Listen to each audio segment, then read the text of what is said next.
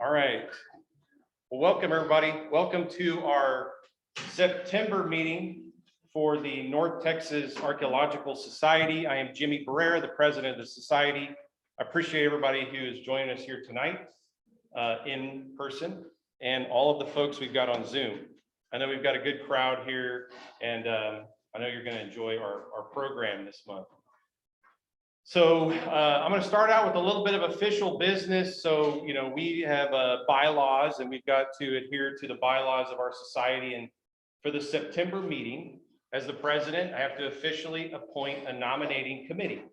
The nominating committee will then nominate candidates for officers like president, vice president, the internet chair, the treasurer, the secretary, our vice president of projects, our historian, and I hope I'm not missing any other officer, but we've got 8 officer candidates who will be nominated for the 2023-2024 term. It's a 2-year term.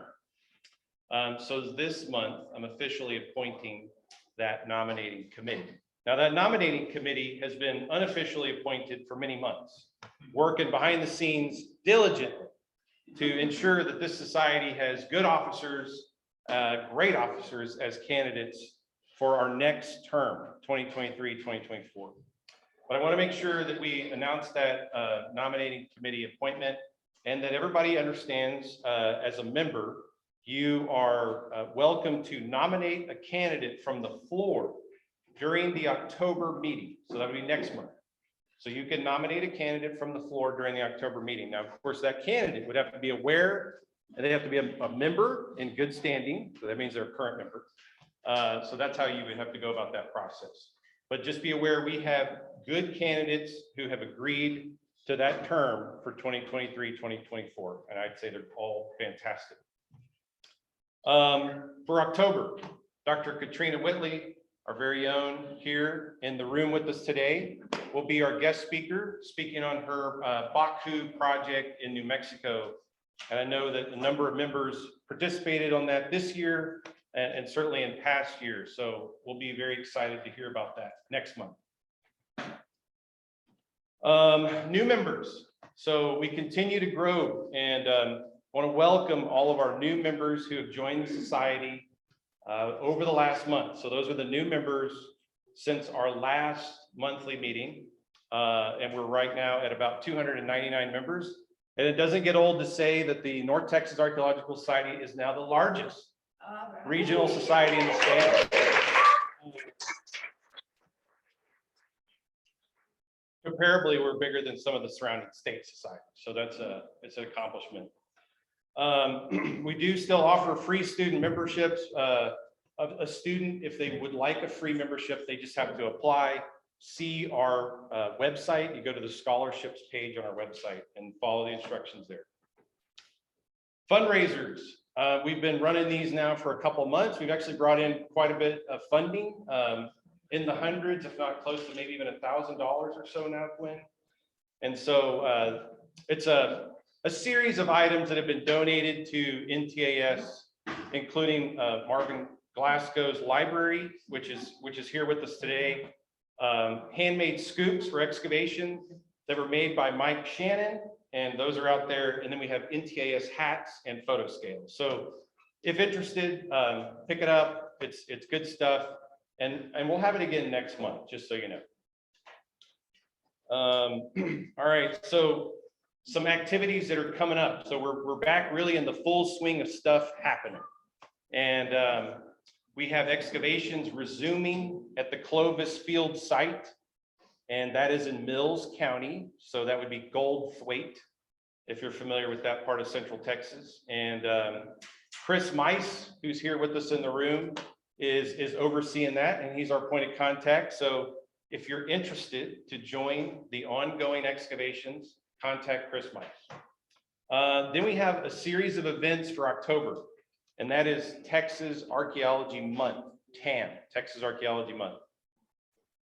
NTAS will be hosting booths at an event in Denton on October 1st, which is the Archaeology Dig It Fair. It's the very first year that the Denton County Historical Commission has put this fair together. They've invited us to be there. There's going to be a lot of activities. Come out, say hi. If you're interested to participate as a volunteer, see the newsletter for details.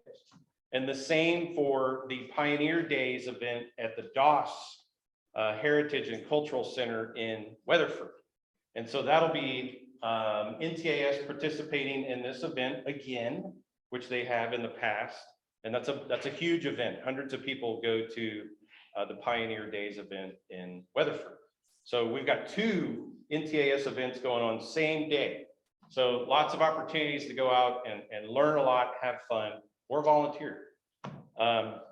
And so on October 15th, we are offering a tour of archaeological sites at the Fort Worth Nature Center. So that's over here in Northwest Fort Worth. And this society has been working out there for many years.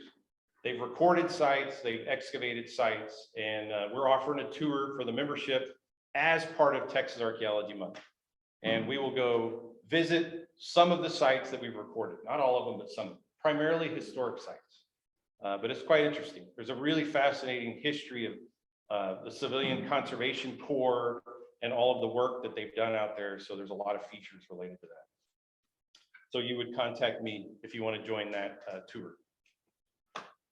TAS annual meeting, we continue to promote that. Of course, this will be the first TAS annual meeting in person since 2019. It's going to be a big one.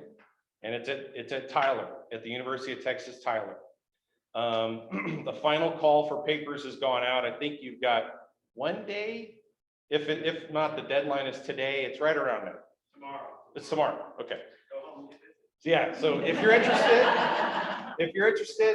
we got an update this week on their papers and posters, and it's really filled out. They're going to have a lot of really good presentations in symposium and then in poster fashion too. So, but they're still looking for more. College students can register for free. There's still, I think, 10 spots. Linda, was that your last count? Okay. So let's say there's 10 left. And if you go to the TAS website and register as a student, you can still register for free. And then there's scholarships. So NTAS offers scholarships to cover your registration along with your TAS membership. So that's another great way to attend that conference and get some support. And with that, I'm going to exit the stage and quit bothering everybody and introduce our guest speaker, Dr. Heather Park.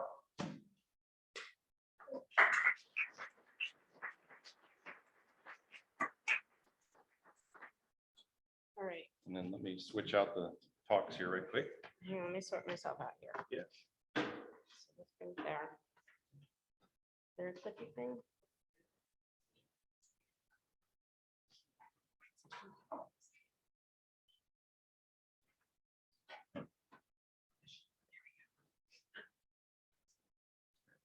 I just got to set this up for Zoom. Okay. Camera's there. Camera's there.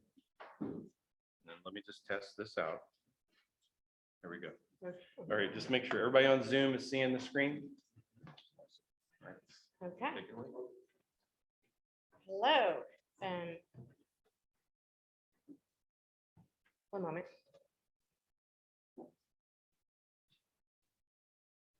Right. Hello. Okay.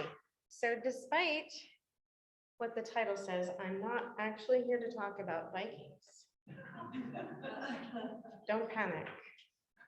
I'm here to talk about what the Vikings landing at Lindisfarne means archaeologically. But first, I want to clarify that while I have been involved with this site, it is not my site. I got involved from the start of it in about 2016, as I believe there to be some overlap with my own research in Wales. Anyhow, I've been in it ever since, and so here I am to talk with you about it. I'm going to tell you a little bit about where and when the site is, and then there will be the obligatory Viking content. And lastly, I will show you some burials and some significant artifacts from the site. So this is just going to give you a little bit of an overview of what's going on there. Let's see if I can remember how this goes. Look at that. So where is Lindisfarne? Lindisfarne is also known as the Holy Island, and it's located in England's northeast on a little island accessible by a causeway at low tides only. The region was known as Northumbria in the Anglo-Saxon period and was a large and powerful area during that Anglo-Saxon period in England. So that little arrow there is actually pointing at it, and it's about, if you're driving south from Edinburgh, it's about an hour and a half's drive the way I drive. Right. So when is Lindisfarne? Right. The Irish monk Aidan founded the monastery in the year 634, which is not long after Oswald defeated Cadwallader and made himself king of Northumbria. Oswald was a Christian and wanted to convert his subjects. So to that end, he sent to Iona in Ireland for Christians to spread their beliefs. Aidan settled his monks at Lindisfarne because it reminded them of their home at Iona, and it was in close proximity to the king at nearby Bamburgh Castle. So you'll see there on the screen in the, let's see if I can do this. That right there is Bamburgh Castle. And this little bit of archaeology in the upper right corner, that is actually the partially excavated chapel at Lindisfarne. So reflecting of the Christian aspect there. Where are we here? Okay, so things went really well for the monks at Lindisfarne for about 150 years or so, again, starting in 634. It became a really highly regarded, extremely sacred place for the Anglo-Saxons, as the monastery held the relics of St. Cuthbert, who was appointed Bishop of Lindisfarne in 685. It quickly became a place of pilgrimage for believers, and it still is. It was there at Lindisfarne that monks created the Lindisfarne Gospels, which is the most spectacular manuscript to survive from Anglo-Saxon England, and you will see that there in the background of that slide. Lindisfarne had strong royal connections, as the island sits directly opposite Bamburgh Castle, as I mentioned, and that was the seat of Northumbrian power. This meant that Lindisfarne was also a place of refuge for kings and was a regular place to visit for elites and nobles and high-ranking clergy. So the monastery held great amounts of wealth and prestige, which made it a major center for Northumbria and Anglo-Saxon England at large. It also made it a fantastic target. Please forgive me, I have notes because I'm very, very absent-minded.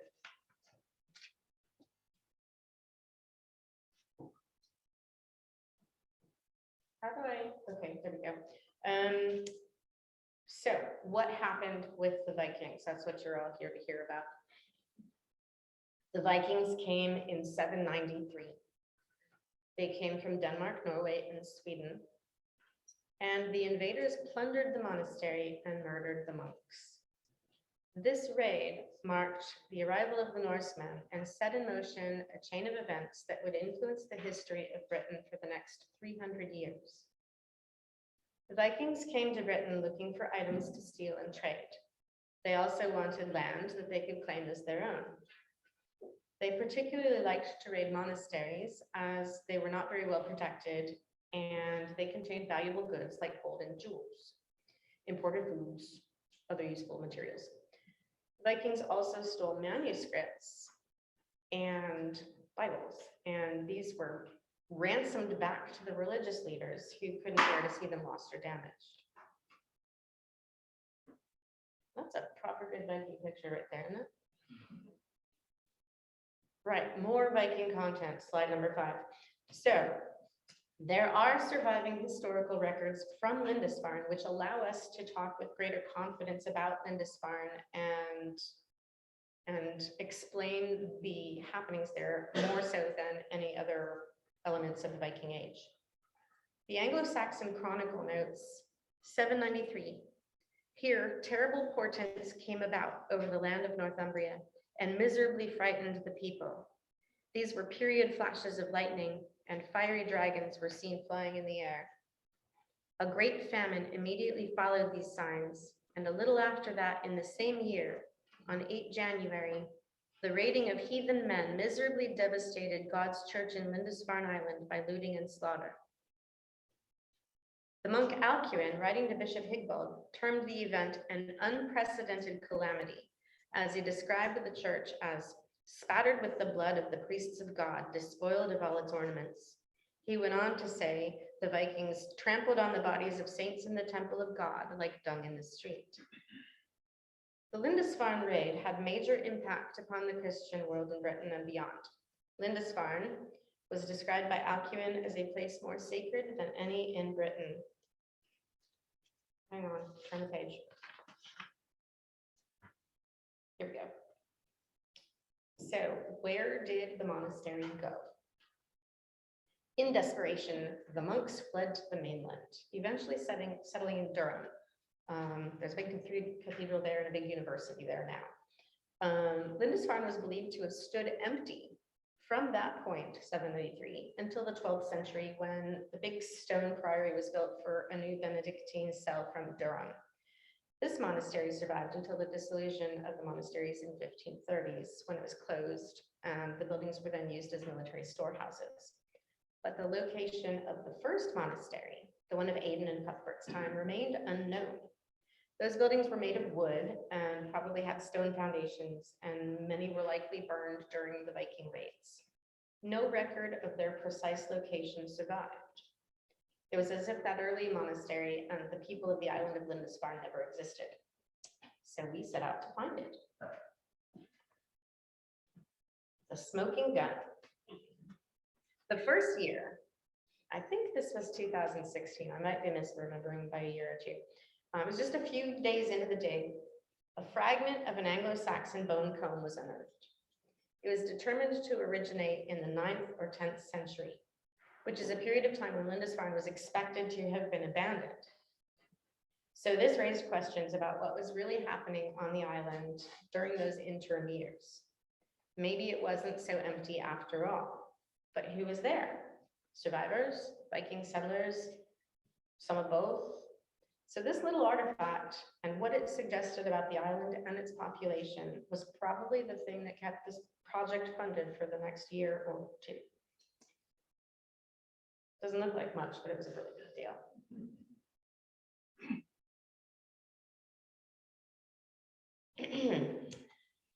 I told you, Jimmy, there's a lot of dead people in this. Also, that same first year, we found loose bone, charnel pits, all of it disarticulated, which means that these weren't organized burials. This was maybe burials that had been disrupted in later years for the construction of the Benedictine priory, or maybe not. Maybe it was piles of bones that were just chucked in a hole because they didn't mean anything to the people who put them in the hole. But what's significant here is that these were not organized burials, and that is what we have for year one. So if you look at that top slide, that one's me there with the dreadlocks. I don't have those anymore. And this was sort of the surface of that charnel pit. And the bottom left here, this was a really interesting little piece. This is a skull with a long bone driven through it, obviously post-mortem. This was not something that was done in violence. This just happened due to compression in the earth, but still really interesting. It looked kind of like a big, creepy, gothic candy apple on a stick. And then again, here you see, this bit of skull here with this cavernous hole in it. Again, this was post-mortem damage, probably. This was just due to a whole bunch of random bones thrown in a hole, not organized. So, then we've got slide number 9. More dead bodies, Jimmy. Year 2, we continued finding bones, a lot of skulls and other bits and pieces. And then one day, just before we shut down and headed to the pub, it just happened to be me. I ended up with the first articulated skelly on the site. And this first one was the tipping point, after which we found more and more and more clearly organized Christian burials. We found a cemetery. So not all of the remains were of resident monks. Some were local community members, women, children. We did have infant burials. And this confirmed that it was likely a cemetery for the lay population rather than just for monks and the religious elite. And this is really significant because there's so little historical record of the island's ordinary people. And that makes these remains an important reminder that it wasn't just monks that were living on the island when the Vikings came. There was an entire community living there as well. The guy in the Tupperware, he's great. So happy. He actually, poor guy, he actually hung out in that Tupperware for the better part of 2 or 3 days. You know, this was, again, the first articulated burial, and we were like, all right, we've got to take our time and get this out of there the right way. And so when we removed the skull, we were like, who has a container? And random guy was like, I've got my lunch bucket. And so in he went. It was fine. Poor fellow. Anyway. So at one point we had so many skulls coming up at the same time that we were marking them with our finds trays so nobody accidentally put a knee through them. So all of these little like black and green trays you see in the photo on the left are covering skulls, because we were obviously working the skeleton that you see there that's mostly exposed. We were working that one, and in the meantime we were kind of like tripping over additional skulls and bits and pieces, and it was a really weird, few days. But what I wanted to draw your attention to is if oh shoot, hold on, there we go. You can train me kind of. Okay, so right here, the Zoom people can't see where my little green dot is, but in the left photo, if you look roughly where the rib cage is of the human burial, you will see some teeth and part of a skull sticking out right there. And then the close-up on the right-hand side is of that same guy. And the point here is that we had organized Christian burials and then random bits and pieces. It was just kind of a free-for-all. Anyway, not shown here, there was a particular skull with very clear blunt force damage done to it by a large axe type instrument, which is very likely to have been Viking attack casualty. And many others show damage, but the nature of it was less obvious. So this guy had clearly taken a hit to the back of the head, and that killed him. And a lot of these burials seemed to have suspicious looking holes in them, but nothing quite as clearly defined as this one that I'm sorry, I do not have a photo of that. That was one of the years that I missed and didn't get a picture of it. But anyway, point I'm making here is that we have an awful lot of dead folks kind of piled in on top of one another in what was obviously an organized Christian cemetery, at least initially. So the volume of human remains, well, let's back up a little bit. Anglo-Saxons used a lot of different kinds of burial styles. You see the sort of standard Christian burial, which is, you know, arms crossed over the chest and laid out on their backs. And this one here is a flexed burial. It's a half flexed burial. This one was really interesting because it was separate from many of the other burials. And when we first found this, we thought, okay, we've got an outlier here. This guy wasn't part of the community. And it raised a lot of questions for us. Again, I think this was year 2 or 3. In the following years, we have found a chest burial, a kiss burial, and one disarticulated skull in the bottom of a furnace. So our enthrallment with this one weird burial has kind of waned since then. But you know, there still are a lot of questions about this. You know, why do we have these organized Christian burials and then just this mad array of other kinds that don't seem to follow chronology in any manner? Anyway, I guess to back up, I'm not sure how familiar you folks are with flex burials. This guy is on his side and he's mostly kind of knees to chest here. He's got one extended leg there. Don't know why. It's a mystery. Onward. So, the volume of human remains and the articulated nature of many of them indicated that we had found the cemetery for not just the monastic community, but the island community that grew up around it. Let me tell you guys, this was an awful lot of human bone. I mean, lots. This was maybe a week's worth, 1 year.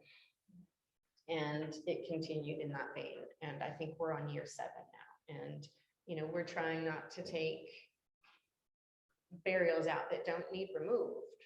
But, you know, when there is interest or question, or they're sort of in the way of something else that has interest or question, you know, then of course we do. And, you know, the laws are different there. But there's a lot. It's a big deal. And it kind of gives you pause thinking about how these people were just going about their lives. You know, this wasn't just, you know, 12 monks in a big cavernous building. This was a thriving community.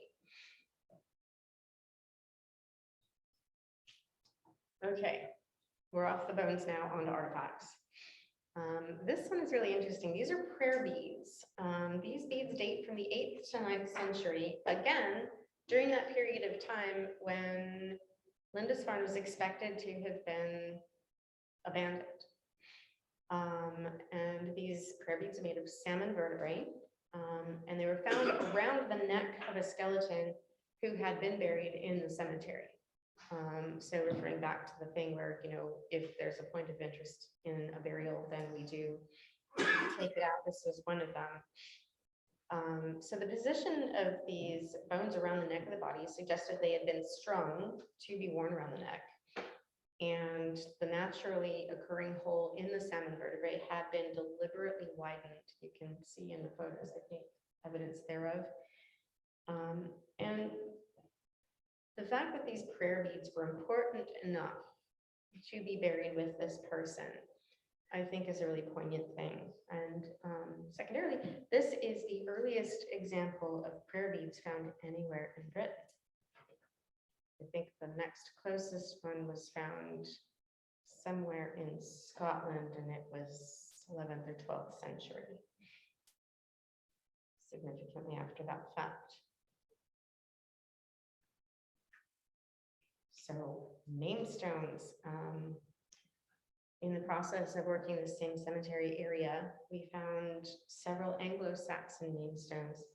And namestones are sort of smooth, rounded stones with an inscription on them, like a headstone. And these are really rare types of burial markers that are specific to the mid-7th to 8th centuries. So pretty specific chronology there. One of these namestones was determined to belong to somebody named Uthfrith, which is spelled obviously just like that. You guys all knew that. Sound it out, guys, phonetics. Uthfrith lived during the earliest phase of the monastery and was somebody important who maybe even knew the founders of the monastery, Oswald and Aidan, or some of the later historical figures like Edfrith or Cuthbert.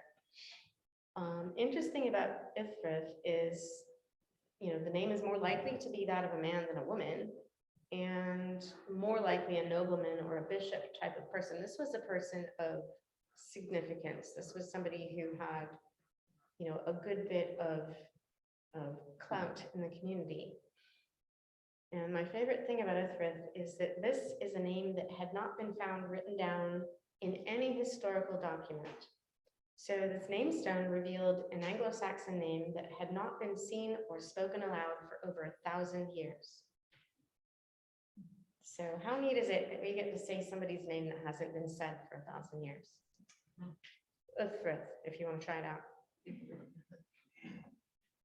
Will we conjure the spirit of Ithrid if we all? Only if you say it 3 times in front of a mirror as a group. So when you're done, we're going to change this screen into a mirror and we're going to give it a go.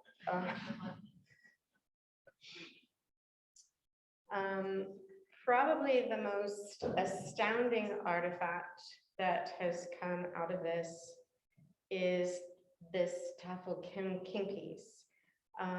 This in 2020, actually, oddly enough, this playing piece from a board game came out of the dig site intact. This is glass. And so the immediate question is, was this brought over by the Vikings in 793? Or maybe later, in subsequent attacks. It's made of, as you can see, bright blue glass with white swirls and 5 white baubles on the top of it, which indicates it to be what they call a king piece. This dates to between 700 and 900. Again, that period of time where we expected Lindisfarne to stand completely empty. It came from a set that would have been used for playing a game called Taffel, which was derived from a Roman game called Ludus Latrunculora. I'm sure you're all familiar with that. This was a game that was played in Britain, Denmark, Iceland, Ireland, Norway, and Sweden before the arrival of chess in the 11th and 12th centuries. They've found other Taffel pieces made of wood or bone in elite burials from Anglo-Saxon England, but there's only been one other glass taffel piece ever found in the British Isles in a Pict shell fort site. So, was this something that came over with the Vikings, or was it already at Lindisfarne? No clue. But what's really interesting to me is to consider that if they had wanted to, the arriving Vikings could have sat down with the monks in the monastery and played this game together, and they all would have known how to play it. They would have understood the rules, and it would have been kind of a cultural coming together for them. I get that that's really unlikely, but it's fun to think about.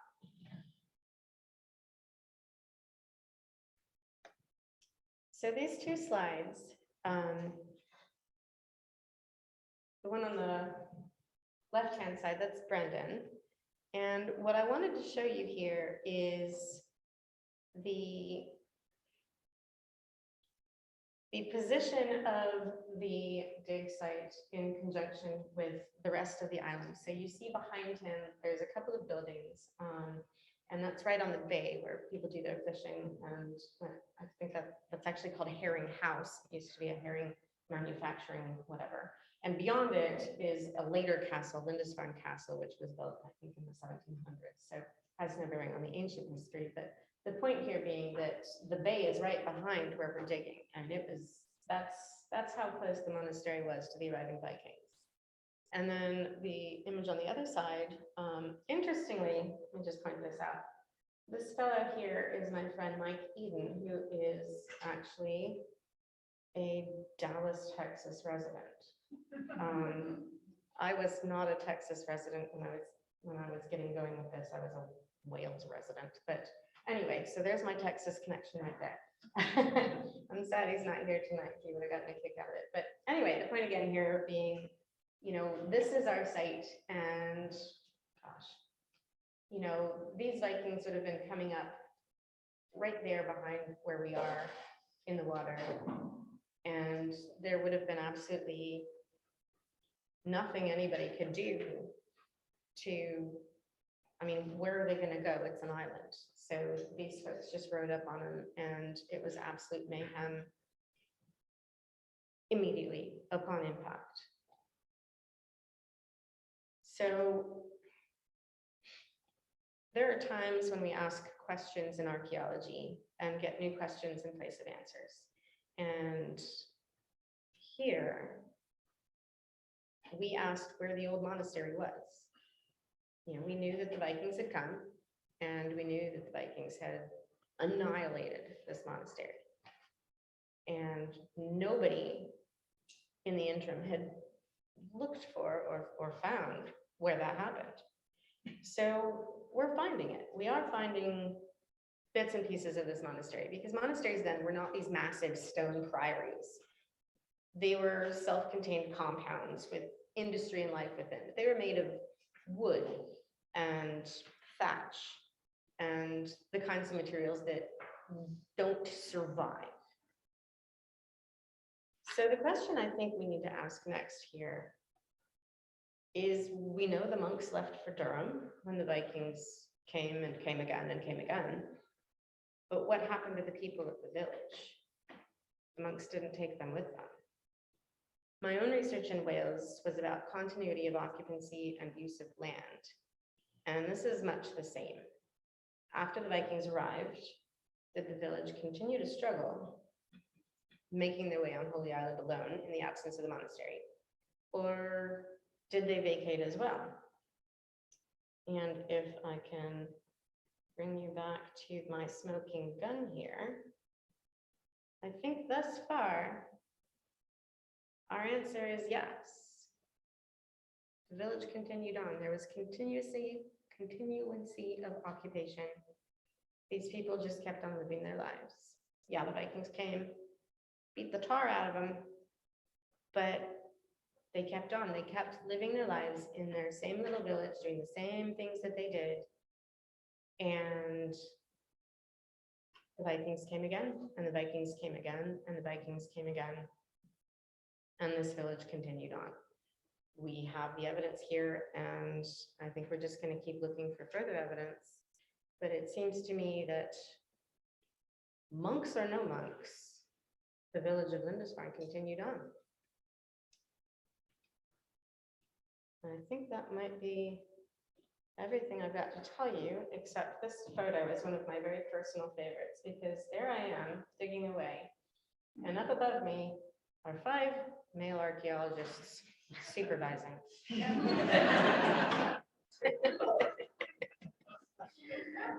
And I did do a slightly shorter version of this because I was expecting there might be some questions that involved long answers. So is that good, Jimmy? Yeah, I can keep talking if I have to, but I'd rather hear what they have to say.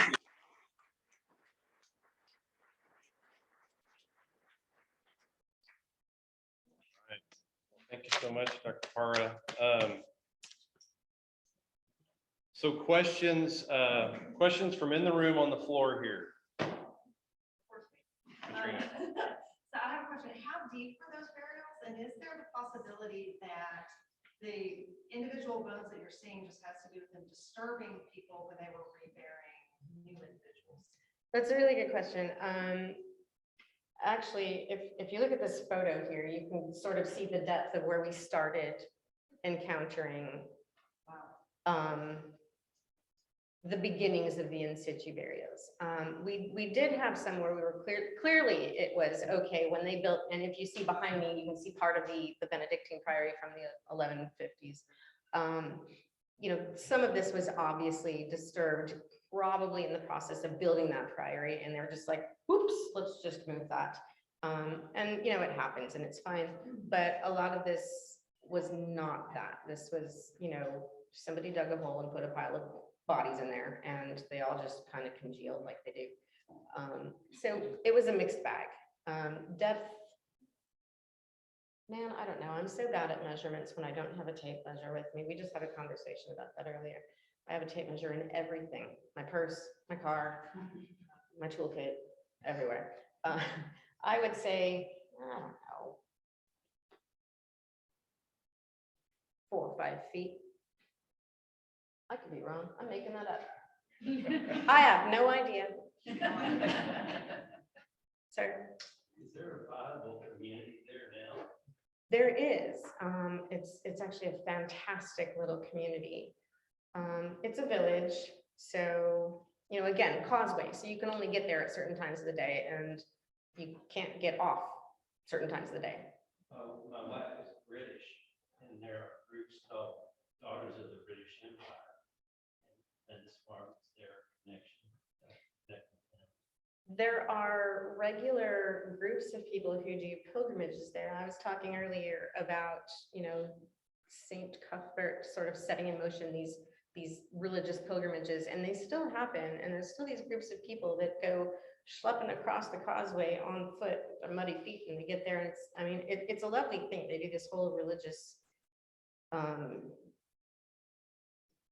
trek to Lindisfarne, and, you know, there's St. Mary's Church is there, and, you know, obviously Cuthbert's little stone hut is there. He was a bit of an ascetic, and you know, of course, there's the usual tourist stuff. There's, you know, 2 fantastic pubs and, you know, several shops, and I think there's a like a retreat center kind of thing for these pilgrimage people to go and research and read and whatnot. And there's of course a museum and the ruins, and us digging holes in the ground. So there's plenty to come and see. Did that answer that? Here in the room, Tim? Yeah, what are the plans with the bones? Are they gonna reinter any of those? Have they taken any DNA samples and tried to link them with local and with other populations to see what the connections can be? See, Again, would you repeat the question for the Zoom people? you're right. I'm sorry. I was That's told to do okay. that and I failed miserably. Sorry. So the question is about the bones and whether they're going to be reinterred, or if there's been any sampling done on them, or comparison of DNA with local people. And that's a really good question. And I actually deliberately left it out of this because I suspected someone might ask and then I would just answer it. The remains have all gone to Durham University, which is the co-sponsor of this dig. And they have a fantastic archaeology department there with a big proper lab and whatnot. And they have been testing since year 1 with the intention to respectfully reinter everybody back on the island where they belong with the appropriate ceremony, and local residents, of course, included. I'm assuming that yes, they have done DNA samples and that they will compare them with local populations. They've done that in other sites in the UK, and I think that's become sort of de rigueur at this point. But I'm not sure. I don't have definitive knowledge on that particular point. And they have actually reinterred quite a few of these already. Like I said, we're desperately trying not to dig people up that don't need dug up for random enjoyment of our particular persons, just the ones that seem to have significance to the work that we're doing, or ones that are, you know, like found in the middle of a furnace. I feel like we should get them out of there. Paula? Was there evidence anywhere that the Vikings did stay, many of them stay there, and read that they assimilated a lot into the population? Anything to show that? The question is there evidence that the Vikings stayed and perhaps assimilated? There's hints of it. You know, like the game piece, that's a very solid maybe. Suspicion is that perhaps it was there before the Vikings, but again, it could have come with the Vikings. There's really no way to know. It's so hard to determine a lot of that because there was already so much intermingling of culture, you know, either forcibly or via trade. I suspect that as time goes on, we will find that there is some evidence of Viking occupation, maybe not assimilation at that point, but I suspect that they stuck around at least a little while. All right, why don't we take some questions from Zoom? We have at least 4 questions. One was very similar to what Paula just asked about. Was there evidence of any mixed settlement? And so I think you've addressed that one pretty well. Dana Austin, who has some interest in bones, had asked for you to tell once again the period of time represented by these burials. And then she has a follow-up question. But the period of time was 8th to 9th centuries. Well, sure. We did have some really early burials, which I think were, from the early point of the monastic existence. So I would say late 600s, more likely early 700s, and then they go all the way up through to at least the 793 point. I'm not sure anything's been dated to post 793 definitively, and if it has been, I'm not aware of it as yet. What's the follow-up? Her follow-up was she asked if you were surprised by the preservation, the good preservation, or is that common in the area? It's funny. Year one, of course, the first thing we stumble across is this random skull, and no additional parts connected to it. So we called the police, which is the standard operating procedure, and they come out, and again, tidal island. So, they had to wait, and then they got out there, and then they were stuck there for a while. And so they came over and they said, well, we need an expert. And, there's like 50 of us, and we're like, okay. And they're like, so do you guys think this is modern? And we're like, dude, no. And they're like, right, okay, we'll be at the pub then. So some of them were in fantastic condition considering their age, but it's a much cooler climate there, and it's a pretty windswept landscape there, and that lends itself to better preserved human remains over time. And in the big picture, it's really not that long ago. So I guess I wasn't particularly surprised, although periodically we'd run across something and I think, man, that's really weird. We had year 3, I think.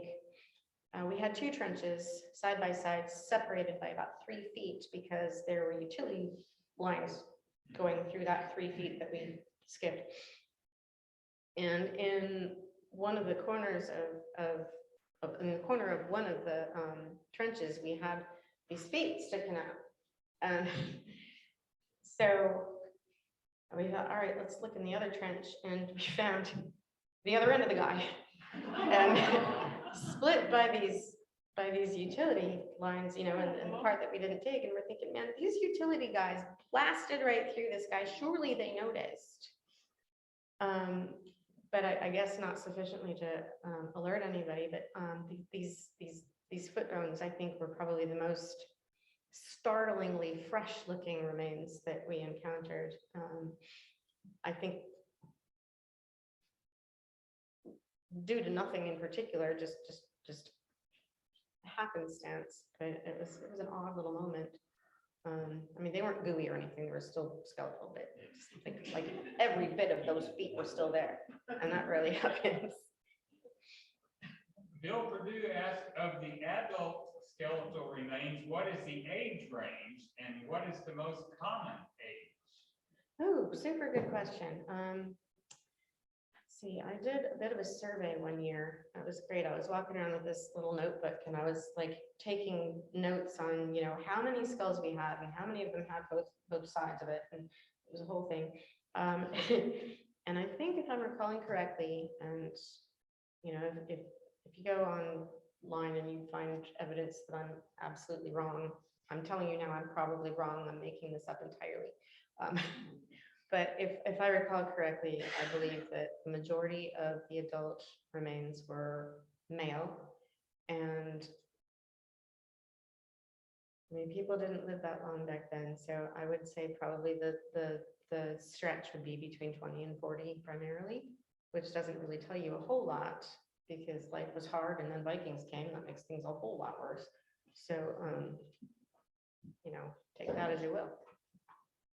And what parts of the monastery have yet to be excavated, this person asked? Oh, most of it, actually.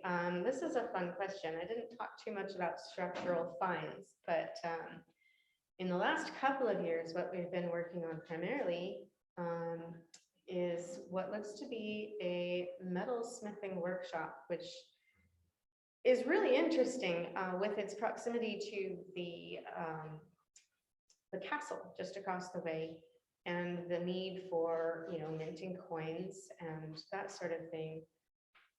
You know, the monastery again was a really booming place in that time period, and the fact that they were, you know, smithing, you know, iron and copper, pretty significant. So we found a whole lot of that kind of thing. Actually, in the first year, the first thing that I was working on were some flagstone sort of floor bits, actually.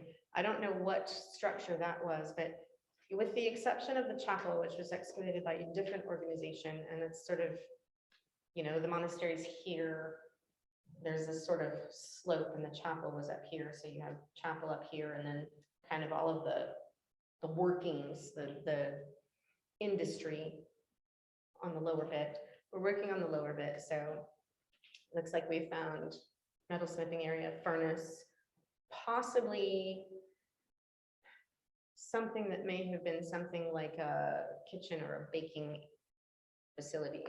And thus far, I mean, we're just getting started. These were huge compounds. I mean, you've got to sort of separate yourself from the idea of the, you know, later monastic big stone monstrosities. I mean that in the most fond manner. I love those things. But these were, you know, these were sort of little neighborhoods full of little structures with, you know, wooden construct and thatched roofs and flagstone floors. So, you know, there's a lot left to find, and we have found some evidence that there were structures on the other side of the island of the same era, whether that's part of the monastic compound or just coincidence that we ran across another similarly aged structure. Hard to say, but that's actually where that bone comb fragment came out of. Okay. How about any questions from the floor on Zoom?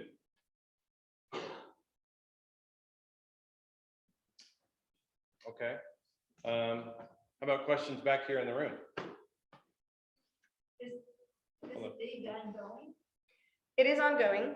I actually was supposed to leave to work on that dig in about 2 weeks' time, but we've lost a staff member, so I had to cancel my trip. So if anybody knows a museum educator looking for work, call me. Sorry, that was shameless, but I'm doing it anyway. It is ongoing and it will continue. There's solid funding and tremendous support.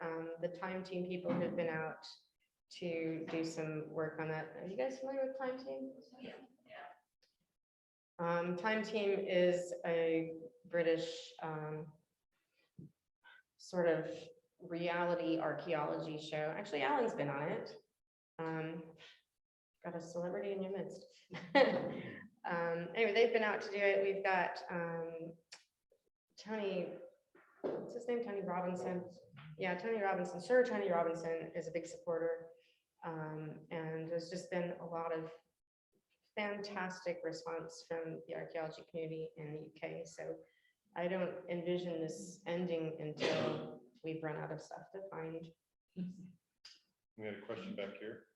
Have you found very many artifacts around the actual the work area with it? And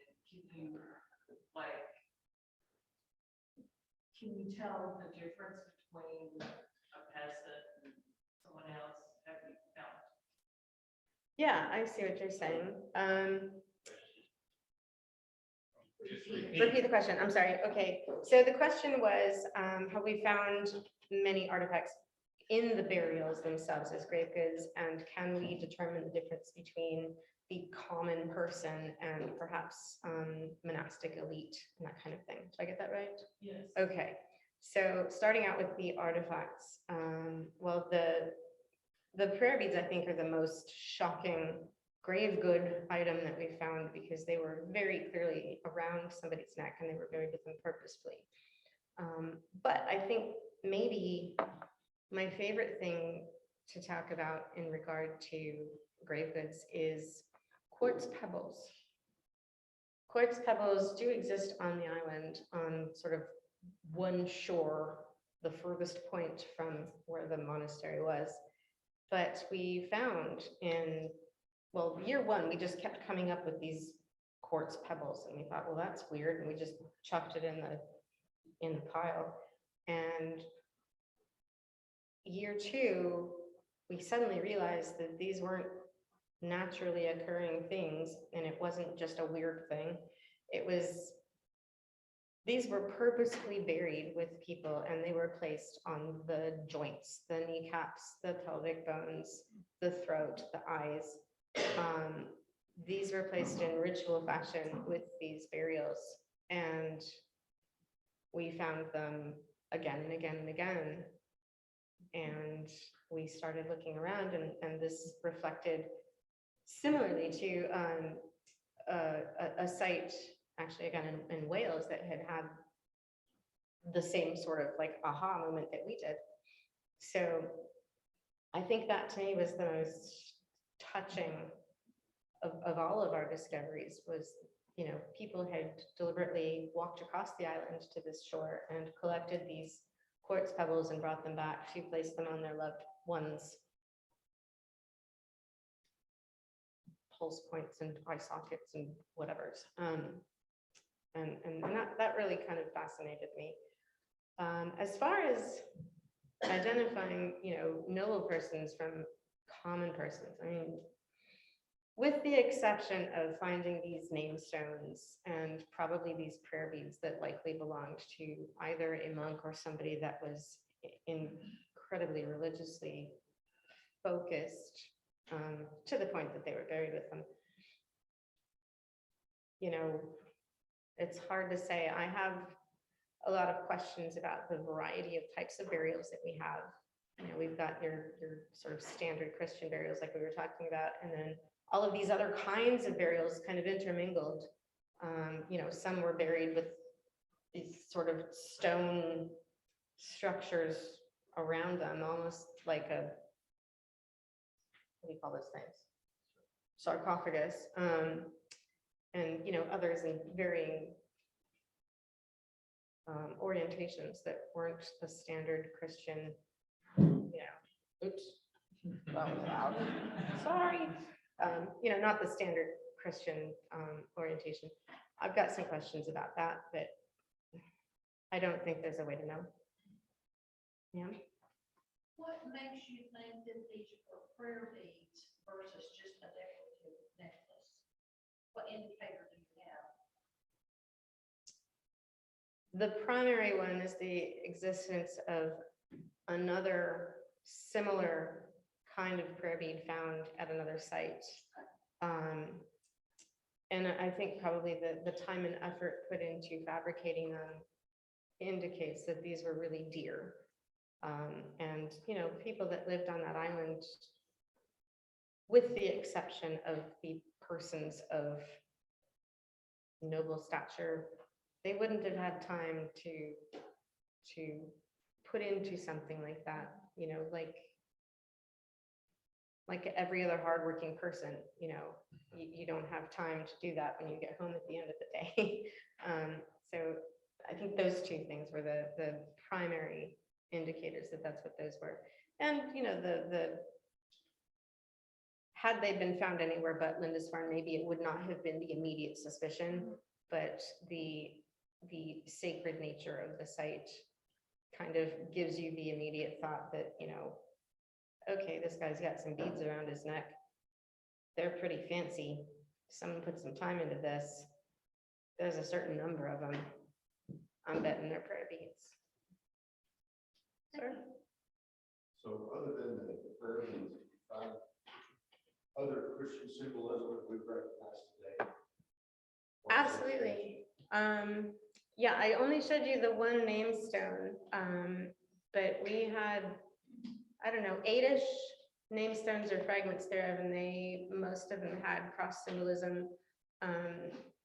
You know, of course, Lindisfarne came from the Iona monastic family tree, so this is, you know, the kinds of crosses that you would associate with Irish Christianity, the big Celtic crosses with all of the really elaborately decorated limbs on them, the curly keys and whatnot. Seeing those, it was a pretty immediate connection with the style of the Lindisfarne Gospels and other artwork on the island.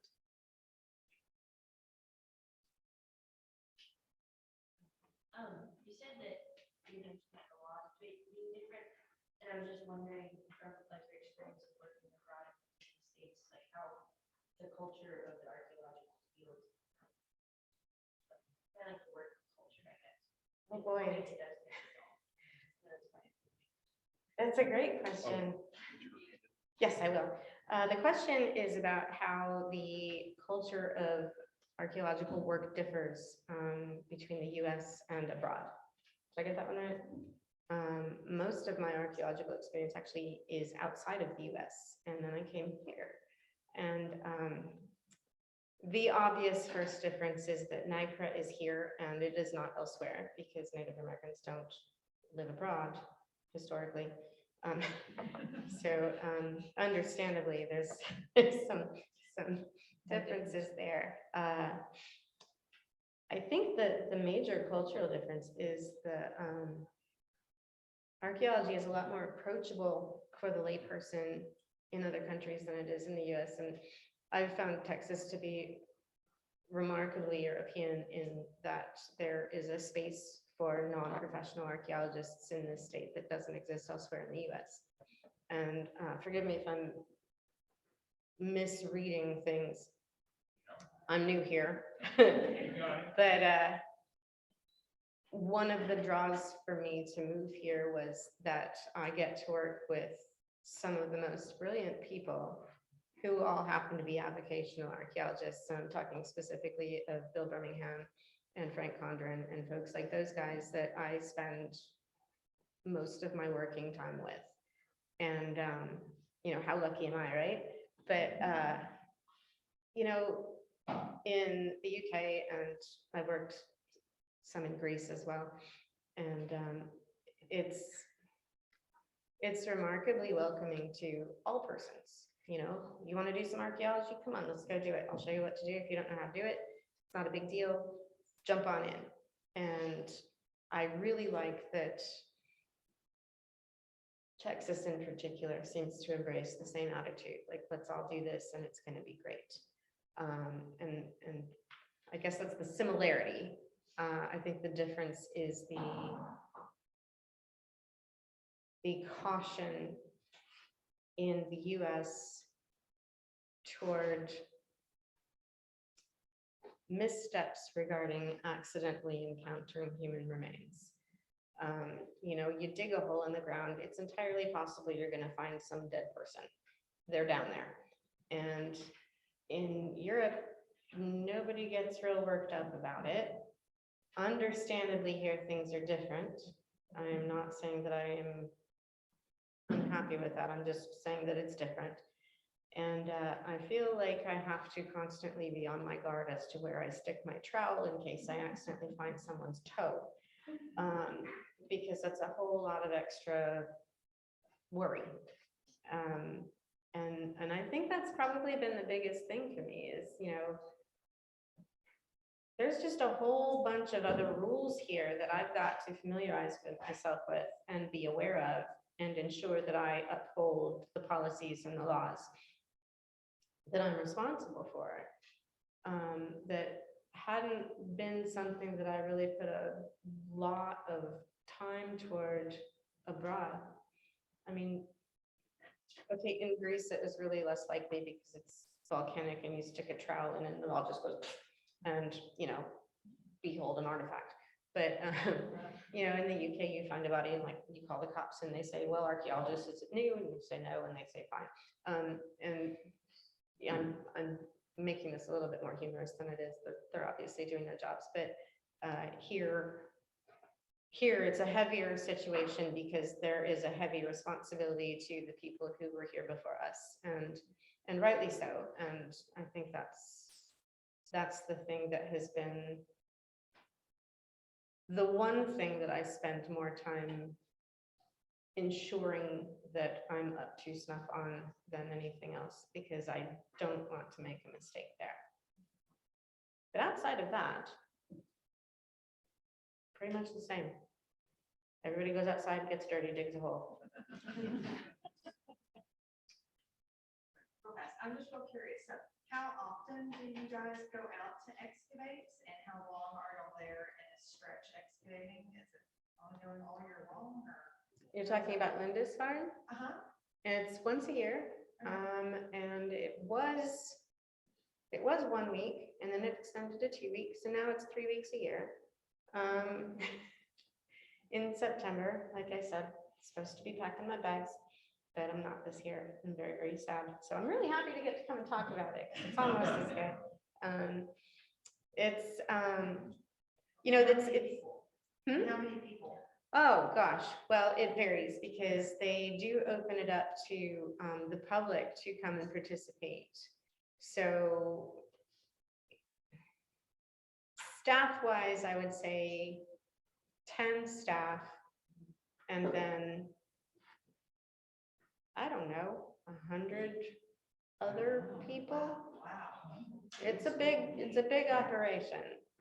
And they've got, you know, not just people in the trenches, but there's also a finds room that goes on, you know, 8 hours a day. So they've got people that come and just do finds, and they've got people that come and just do the digital archaeology, and people that just want to dig, and some people just want to hang out.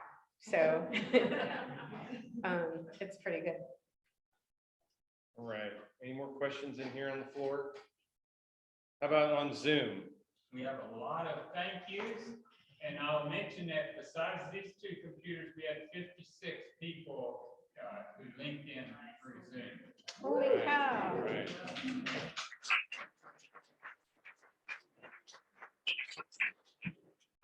Thank you, Dr. Parra. How was my time? Was that good? It was excellent. And I want to wish everybody a good night.